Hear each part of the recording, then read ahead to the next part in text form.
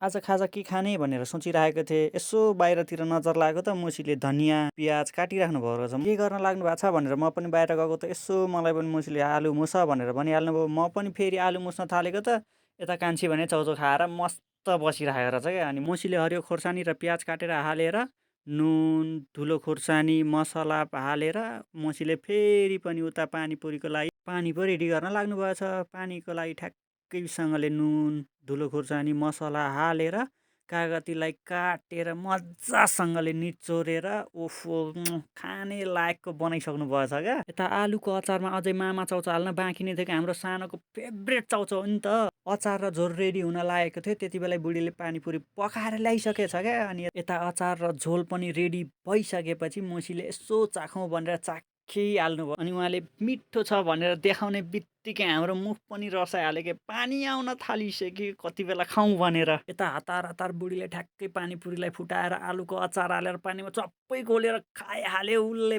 पनि मिठो छ भनेर देखाएपछि म त बस्न नसक्ने स्थितिमा थिएँ। मुसीले झन् चम्चाले पानी हालेर पानीपुरी टक्क खाएर मिठो भनेर देखाएसँगै कान्छीले यम्मी भन्दै कान्छीले पनि खाएपछि बाँकी बसेँ म पनि के कम मेरो पालो पनि 3-4वटा लगातार खाएपछि को भन्दा को कम भनेर सबैले लगातार बट्टाबट पानीपुरी खाएर हामीले होइन पानीपुरी सब सकाइदियो क्या। लास्टमा एउटा बाँकी थियो त्यो मेरै भाग हो भनेर मैले मजाले अचार हालेर पानीमा चोपालेर ग्वाम्मै खाएको त मस्त के लास्टै मिठो के लास्टको त झन्। पानीपुरी त सक्यो बाँकी रह्यो भनेको आलुको अचार र पानीपुरीको झोल।